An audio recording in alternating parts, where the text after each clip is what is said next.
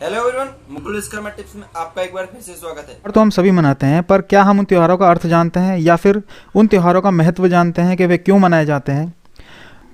तो दोस्तों, इसी उद्देश्य के साथ फ्रेंड्स, मकर संक्रांति को भारत में माघी के नाम से भी जाना जाता है। ये दिन हिंदू त्योहार के रूप में सूर्य देव को समर्पित होता है।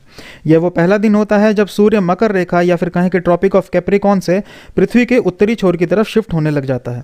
और इस दिन को विंटर सॉल्स्टिस या फिर शीतकालीन अनंत माह के आखिरी दिन के रूप में भी देखा जाता है। इस दिन से पृथ्वी का उत्तरी भाग गर्म होने लगता है क्योंकि वहाँ दिन लंबे होने लग जाते हैं, और दक्षिणी भाग ठंडा होने लग जाता है क्योंकि वहाँ रातें लंबी हो जाने लग जाती हैं। फ्रेंड्स, संक्रांति का मतलब होता है ट्रांसमाइग्रेशन। कहने का अर्थ कि सूर्य एक राशि को छोड़ करके दूसरी राशि में प्रवेश करता है। हिंदू मान्यता के अनुसार 12 राशियां होती हैं, तो इसी हिसाब से साल में 12 संक्रांतियां होती हैं। परंतु इनमें से 2 संक्रांति जो होती हैं वो सबसे महत्वपूर्ण होती हैं। पहली मकर संक्रांति और दूसरी कर्क संक्रांति। मकर संक्रांति 14 जनवरी को मनाई जाती है और कर्क संक्रांति 14 जुलाई को। फ्रेंड्स, 14 जुलाई से 14 जनवरी तक का जो टाइम पीरियड होता है उसको कहा जाता है दक्षिणायन, और 14 जनवरी से 14 जुलाई तक का जो टाइम पीरियड होता है उसको कहा जाता है उत्तरायण। उत्तरायण संस्कृत भाषा के 2 शब्द उत्तर और आयन से मिलकर बना है। इसका शाब्दिक अर्थ है उत्तर में गमन, अर्थात सूर्य का उत्तर में आना, अथवा सूर्य का पूर्व से ना निकलकर थोड़ा उत्तर दिशा से निकलना। इसके विपरीत कर्क संक्रांति से लेकर मकर संक्रांति के बीच के 6 माह के समय को दक्षिणायन कहा जाता है। दक्षिणायन का आरंभ 14 जुलाई से होता है। उत्तरायण 14 जनवरी या कभी कभी 15 जनवरी से शुरू होता है, जब सूर्य मकर राशि में प्रवेश करता है। फ्रेंड्स, अभी तक जो आपने बातें सुनी, अब हम उन सब बातों को ज़रा साइंटिफिक वे में समझेंगे। दोस्तों, आप सभी जानते हैं कि पृथ्वी कुछ इस तरह से दिखती है, और इसे 5 महत्वपूर्ण रेखाओं से एकांकित किया है। सबसे पहली है आर्कटिक सर्कल, जिसका हिंदी में मतलब होता है उत्तर ध्रुव व्रत। ट्रॉपिक ऑफ कैंसर कर्क रेखा, इक्वेटर भूमध्य रेखा, ट्रॉपिक ऑफ कैप्रिकॉन मकर रेखा, और आखिर में एंटार्क्टिक सर्कल दक्षिण ध्रुव व्रत। परंतु एक महत्वपूर्ण बात जो हमारी पृथ्वी से जुड़ी हुई है वो यह है कि पृथ्वी अपनी एक्सिस पर 23.5 डिग्री के कोण से झुकी हुई है, जो कि असल में कुछ इस तरह से दिखती है। और जब अपनी एक्सिस पर झुकी हुई पृथ्वी सूर्य के चक्कर लगाती है तो सूर्य की किरणें पृथ्वी के दोनों भाग नॉर्दर्न हेमिस्फेयर और सदर्न हेमिस्फेयर तक बराबर नहीं पहुंचती, जिसकी वजह से मौसम में बदलाव होते हैं।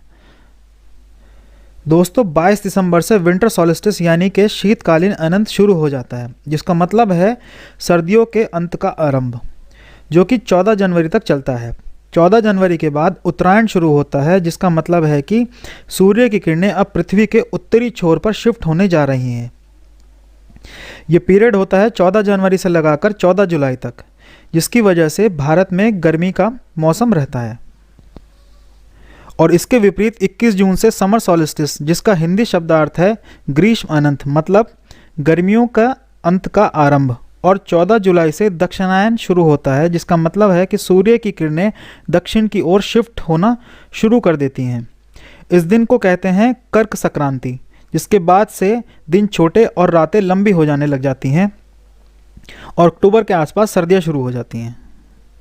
तो फ्रेंड्स, जैसा कि आप देख रहे हैं कि जो ऊपरी पार्ट है, ये जो ऊपर का क्षेत्र है, यानी कि ये जो टाइम पीरियड है, हम इसको कहेंगे उत्तरायण, और जो ये नीचे का जो पार्ट है या नीचे का जो टाइम पीरियड है, हम इसको कहेंगे दक्षिणायन। अब दोस्तों, बात करेंगे मकर संक्रांति से जुड़ी हुई कुछ विचारधाराओं की। इनमें से सबसे पहली मान्यता यह है कि महाभारत काल में भीष्म पितामह ने अपनी देह त्यागने के लिए इसी पुण्य दिवस का चयन किया था।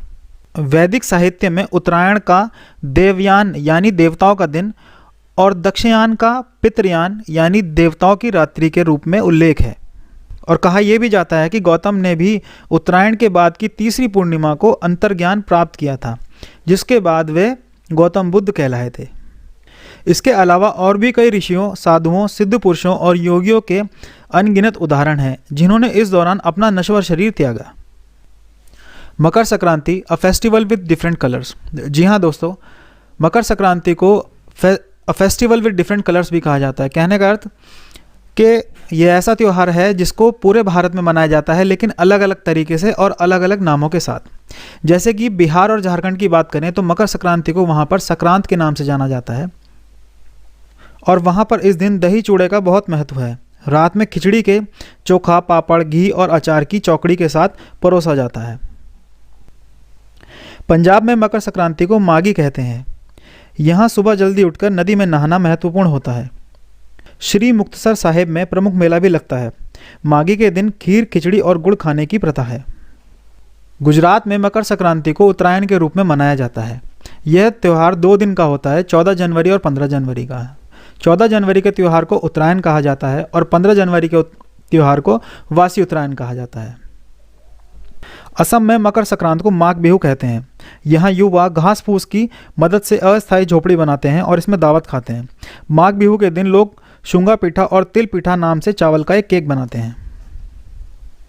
दोस्तों, दक्षिण भारत में मकर संक्रांति को पोंगल के रूप में मनाया जाता है। यह त्यौहार वहाँ पर 4 दिन का होता है, जिसमें सबसे पहला दिन होता है भोगी, दूसरा दिन थाई पोंगल, तीसरा दिन मट्टू पोंगल, चौथा दिन कानुम पोंगल। और तमिलनाडु में इस दिन जालीकट्टू नामक खेल का भी आयोजन किया जाता है। फ्रेंड्स, जालीकट्टू तमिलनाडु के ग्रामीण क्षेत्रों का पारंपरिक खेल है, जिसमें बैलों को इंसान के साथ लड़ाया जाता है।